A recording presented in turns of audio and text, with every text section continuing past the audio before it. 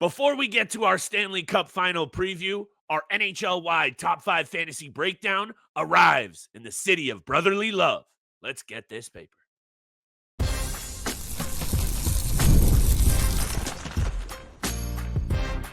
You're Locked On Fantasy Hockey, your daily podcast on fantasy hockey. Part of the Locked On Podcast Network, your team every day. What is going on, my fantasy fanatics? Welcome back inside the lab to your daily 30-minute source for all of the fantasy angles that you need to dominate next year's draft. It's the Locked On Fantasy Hockey Podcast coming in hot with your boy Steel Roden. And of course, on this side of the microphone, it's your boy Big Flip Livingstone. Shout out to the everydayers. Much love, and thank you so much for holding us down and making us your first listen every single day. Steel and I continue to drop 5 episodes a week all the way through until the cup is lifted. And we're here all summer long for all of your draft prep needs. NHL-wide, Steel, we're working our way from the bottom to the top of the table, and we arrive in Philly. Everyone's going to be looking at what this team can do without John Tortorella behind the bench and a very good coach in Rick Tochetts. How is your feel on this team, and who do you got at the top 5 slot? Look, this was a pretty easy list, and I'm so excited for this young group of men who get to play for a guy like Rick Tochetts, who can bring the best characteristics, the best discipline if you're not named Elias Pettersson. So I'm looking very much forward to seeing what Rick Tochetts can do behind the bench in Philadelphia. This is a team that is you can see the determination of wanting to win now. Just they haven't had the right coach or the right man behind the bench at the wheel. I feel like Danny Briere, as the general manager, has done a pretty good job so far in his 3-4 years behind I'd agree. Front office. Well, there's a lot of young guys to talk about. At number 5, I did struggle on who to put here. Was it Samuel Ersson? Did he deserve a top 5 spot? Was it Noah Cates potentially? With me, I landed with Travis Sanheim at number 5. He comes in at number 5 for me. And it's mostly because of what he does peripherally. Of course. Not a standout defenseman in the offensive zone. I think he's pretty good in his own zone as well. Former first round, 17th overall pick in the 2014 NHL draft. He's 29 years old, hasn't had the best of NHL career with the Philadelphia Flyers, but just 2 years ago had a career year with 44 points. He follows that up with 30 points in 82 games. He's been very durable throughout his career, has only missed 4 games in the last 4 seasons. Blocks a ton, 170 blocks this year, career high, 84 hits, 139 shots. Again, only 30 points on the season with 40 penalty minutes. Again, it's mostly peripherally why he makes it to the top 5. That's why I struggled with either Noah Cates, who has potential to pop off offensively. Maybe Samuel Ersson does take that starting position from Fedotov or Kolosov as well, but I couldn't give it to them. Had to go with Travis Sanheim, who had a decent year with Philly, as well as got an opportunity with Team Canada at the Four Nations face-off.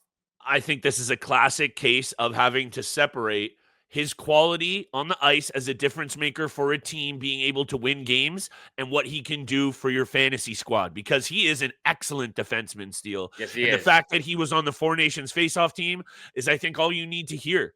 These D-men that can do a little bit of everything are so valuable in the NHL today. I have him at 4, and I have a feeling today's episode is going to be quick, and that's okay because we got a lot of teams to get to, and make sure you guys stay tuned in later in the week. Steel and I are going to do a full Stanley Cup final preview. X factors, best bets, strength and weaknesses, and of course, our predictions. Tap into the Panthers and Oilers. Going to be a juicy rematch, Steel. Anyway, Travis Sanheim, I have at 4. I love the peripherals. I think he's just really finding his confidence. And I know 44 points last year, that was probably the year, but I still think there's more to give. 170 block shots and the 84 hits. This guy is a very solid, if you have 5 or 6 slots on your fantasy team, to me, I'm loving him as your 3rd or 4th blue liner on a really good team. I like him at 4. I like Tyson Forster at 5. I flip these 2 around. I see the upside here in Forster's game. So when I look at all of these players that are on this top 5 list, Steel, before I turn it back to you, they're all first-round draft picks. They're all quality players that I think this Philly team is pointed in the right direction. They just need to figure out that back end. This team allowed 288 goals against. They allowed far too many goals and the offense sputtered. So Tyson Forster, 25 goals, 18 assists, 43 points. That's obviously a career high. He's just entering his prime steal. I don't know what your take is on Forster, if he's higher on your list. To me, this is an excellent young player with a ton of upside. 23rd overall pick, 25 goals last year. I could see 30 plus, no problem. 100%. I have him at number 4. We just switched around Sanheim and Forster in this position. I have him at number 4. And again, just a really good season at the age of 23, 25 goals, 43 points in 81 games, playing in the top 6 for Philadelphia. Again, this is why I love the fact that they're able to bring in Rick Tochetts, who's so good at developing and coaching and really learning to develop these guys at such a young age. So I'm looking forward to that. And Tyson Forster is a prime example, 43 points in 81 games. You look at what he's done sort of with his time leading up to the NHL with the Barrie Colts, with the Valley Phantoms in the AHL, with Team Canada at the World Juniors, 6 points in 7 games for them as well. The World Championships, 3.7 games played this season too. This is such good time to kind of divvy up in all these areas to help him with his NHL game, to help him with his NHL career. So 25 goals, I think he can be a 30-goal scorer playing in the top 6 alongside Travis Konecny, alongside Owen Tippett, Matvei Michkov, even Sean Couturier, who still has some playmaking ability. So I think potential and the fact that he's 23 years old, still so much time and so much time to learn things. Only was getting 16 minutes of ice time this past year, 75 hits, 54 blocks, 142 shots. To me, there's no question that those shots can reach 200. Those hits can reach 100. Those blocks can reach 75. That's all going to add up, especially with the goal scoring ability. I think he can be a 30-goal scorer. So he comes in at number 4 for me. I like it, Steele. We flip-flopped the Travis Sanheim, Tyson Forster situation. There's a couple of honorable mentions here that I think are your prototypical, no pun intended, week-to-week flyers on the Flyers. Bobby Brink, Noah Cates. Those are some names you could look at if Sean Couturier is healthy, which has been a serious concern, obviously. Those are some other players that you might want to put under your cap. That's what we're trying to do here for you guys, covering all 32 teams. You're not always going to have your pick at the players that you want, but you better know at least those best options on every single team and the guys right below that. So you're making the right decisions. Top 3 list coming up after the break. We will be here later in the week going a rest of the league, breaking it down, Stanley Cup final preview. Today's episode is brought to you by our friends at FanDuel Sportsbook. The NBA Finals are almost set. Who is going to take on those OKC Thunder? Shout out to Hamilton's own SGA. At FanDuel is where you're at every single night, delivering those highlight-worthy performances, can't miss moments, and there's never been a better time to get on the action than with FanDuel. New to FanDuel, perfect time to sign up. Head to FanDuel.com. Place your first $5 bet. If it hits, 200 in bonus bets. Make every moment more with FanDuel, official sports betting partner of the NBA. And thank you so much for making the Locked On Fantasy Hockey Podcast your first listen every single day, Monday through Friday, 7 o'clock in the morning is when you can find our episodes. Thank you so much. Hit that subscribe button, the follow button, leave a 5-star review for your boys here, Flip Livingstone and Steele Roden. And just to kind of finish up with the number 5 and 4 spot with Tyson Forster and Travis Sanheim, in my humble opinion, once again, I don't think you're going to be drafting these players before the 15th round. I mean, I really don't see them being a contributing factor where you're going to be taking them that early. And that's not even early. I mean, Forster for sure not. I could see Sanheim in certain formats I could see Sanheim going maybe earlier than the 15th round. But again, in my opinion, I don't see them being even – Tyson Forster, I think, is borderline draftable, not draftable. I think that's a guy who maybe you take in the last 2 rounds. Maybe you pick him up off the waiver wire to start the season. Travis Sanheim, he's definitely going to be a drafted defenseman. I just don't think he's going to be one of the top 5 for your fantasy hockey team. I like it. At number 3, though, to me, it's obvious. It's Owen Tippett. I love this player a lot, and I was so disappointed in the season he ended up having because, Right. again, it goes to show like how much frustration there was with John Tortorella behind the bench. The fact that his average ice time actually dipped almost a minute from 16 and a half to 15 and a half the year prior to that. His points dipped by 10 points. He went from 53 to 43 points. His shot total went down from 289 to 188. His hits went from 148 to 115. So it was a very disappointing season. I put a lot of stock and a lot of value in Owen Tippett. And when you actually look at his ADP, he was getting drafted. His ADP was 95.5. So he was getting drafted in the early 9th round, which based on his Yahoo ranking, he finished the season 199th. That just goes to show how bad of a season he had based on where all of us in the hockey community felt like he was, where he was projected, what he was projecting to do, and where we projected to see him finish the season. I still have a lot of confidence, and it goes back to me saying I'm so excited with Rick Tochetts behind the bench. That is a guy who I think can bring the most out of a skilled player who with Owen Tippett, who I don't even think has scratched the surface, yet alone reached his ceiling and potential. So I'm looking once again, even though it was a disappointing season for Owen Tippett, I think the goal scoring ability that we've seen in the past, I think he can be a 30 goal scorer, which he hasn't done before. I think he can be a 65-point player, maybe 70-point player, right there along Travis Konecny on that top line. I'm looking forward to seeing what he can do this year. Again, I wouldn't reach on him, but somewhere in that 9th, 10th, maybe even 11th round, that's where I'm going with Owen Tippett. I knew we were going to have the same list. Some teams, it's in flux. Others, it's quite clear. Owen Tippett is a player that I know you've been high on, and he's shown some flashes of being a really good player. And I would say he is still. He's 25 years old. And before last season, he had still under 300 games of regular season action under his belt due to some injuries, due to some lack of opportunity. And it's taken him a little bit longer to arrive than most 10th overall picks, I would say, over the last couple of decades at least. This guy can shoot, Steele. I would say that's his absolute best asset. He's got one of the more underrated shots in the game today. I would say a lot of it comes down to confidence. Perhaps some of that was coming through Torts. I guess what I also wanted to say here is when I thought about Owen Tippett in this list, and you and I will do all of the breakdowns and top 10s and positional and sleepers and all of that, breakout stars for next year's draft. This guy, I think, falls into the sleeper category for me.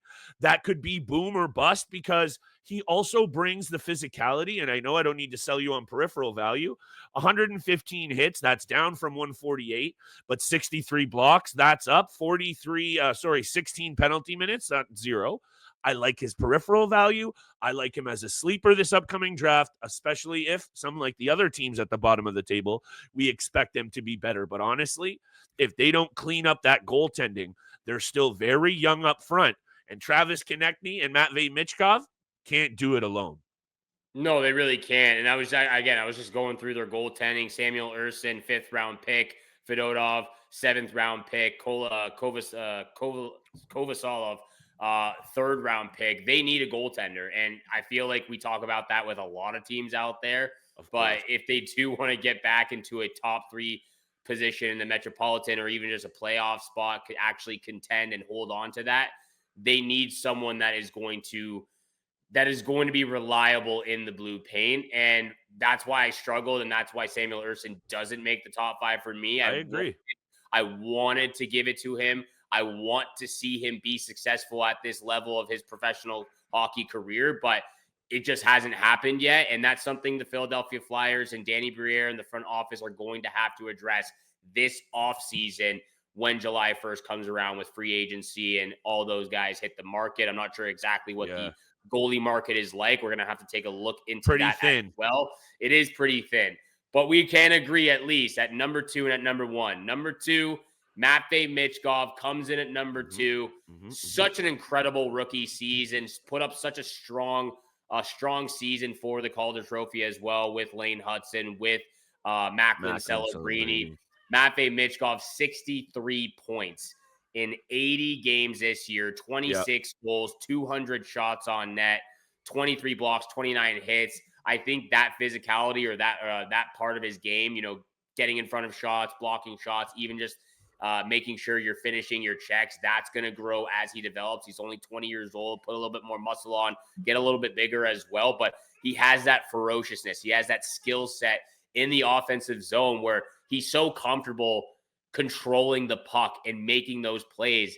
And I think that goes along really well with a guy like Travis Konecny, who has had that pressure on him for so long now.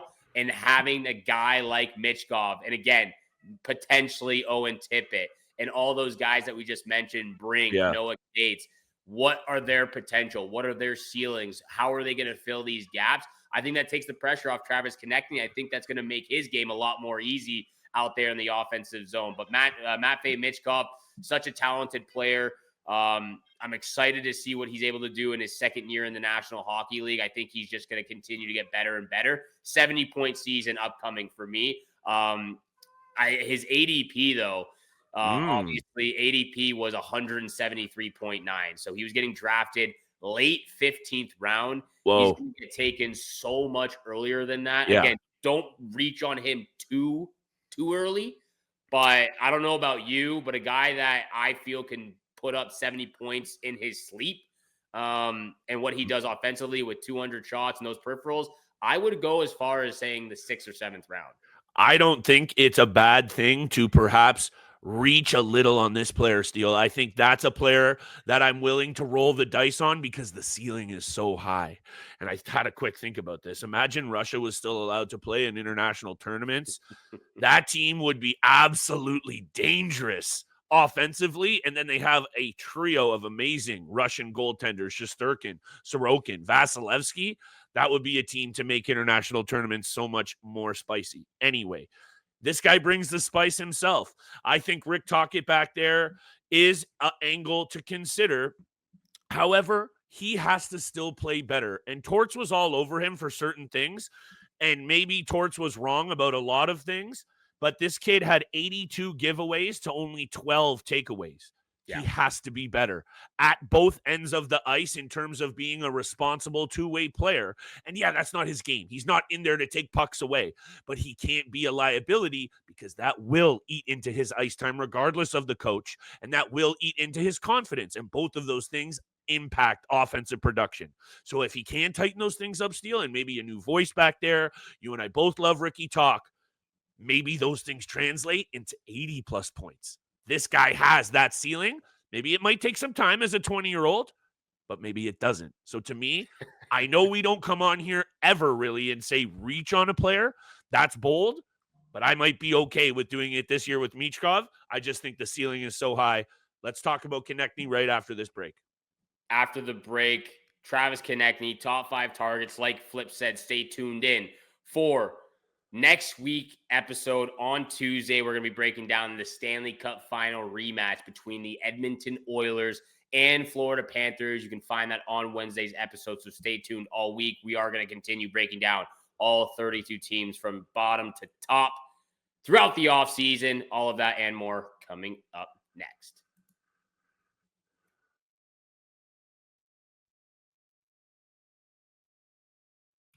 Once again, thank you so much for staying locked in with the Locked On Fantasy Hockey Podcast with your boys, Flip Livingstone and Steele Roden. We love you out there. We appreciate you out there.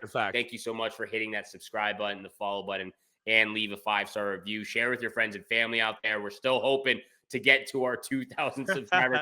I feel like I've been saying this for the last 4 months. It's honestly quite sad that we haven't got there, but we still appreciate all of our listeners out there. We love that support and the comments and the feedback on YouTube.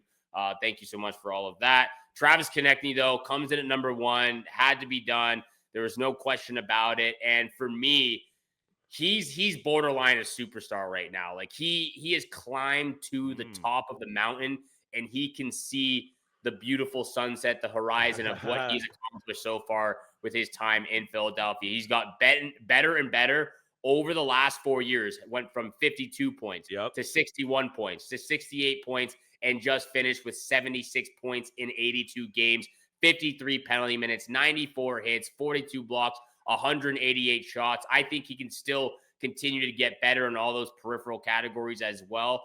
12.8 shooting percentage. And again, just goes to show what I think Rick Tochetts is going to be able to do for a player like this and being able to coach some of these young guys. I know Travis Konecny is now 27, 28 years old, 28 years old as of March 11th. So I'm looking forward to what he can do. Again, borderline superstar, in my opinion. Sure. This is a guy that I think you can easily draft probably late 4th round, early 5th round, and be very happy with what his production is going to be like. He's a Swiss Army knife, Steele. He does a little bit of everything, and he does it all very well. Not, some players you could say they do 3 or 4 different things, like very like average or above. This guy is a stud. PK, power play, in the corners, neutral zone play. He gets it done. He's a leader off the ice, on the ice. He's scrappy. You get the penalty minutes. It's surprising considering how much edge he plays with that he's never cracked triple digits in hits. 94 last year, 90 the year before that. To me, that's one of those situations that he is going to get you peripheral coverage regardless of what's happening offensively. And then he brings it with that too. And if you're buying into this team's improvement and this guy playing with Matvei Michkov, double circle, pal, that's boom time. And I think this Philly team, I don't know about you, and I think basically every single team that we've spoken about for the most part, we expect like a bloodbath of a July 1st open free agency window. I could see the Flyers being active as well because of what you said earlier in the episode. That blue paint needs addressing, not easily done. But if you can buy into Konecny, Michkov, and these other top 5 players, which is looking pretty good, Steele, fantasy or otherwise, I wouldn't be surprised if Briere is a little bit active come July 1. A little bit. I think he'll be a lot of bit active out there July 1st with free agency frenzy. Thank you so much for tuning in to the Locked On Fantasy Hockey Podcast. Those are the top 5 targets for the Philadelphia Flyers going into next season. Once again, thank you so much for making it your first listen every single day. For your second listen, check out the all-new Locked On NHL Game Night. Every game, every night until a Stanley Cup champion is crowned. Get local analysis on a national scale. Find NHL Game Night on Locked On NHL on YouTube or wherever you listen to your podcast. From your boys here, Flip Livingstone and Steele Roden, we wish you good luck with your bets throughout the week. We wish you good luck with those 2 teams in the Stanley Cup Finals if they're your favorite teams. And we shall see you back here again on Monday.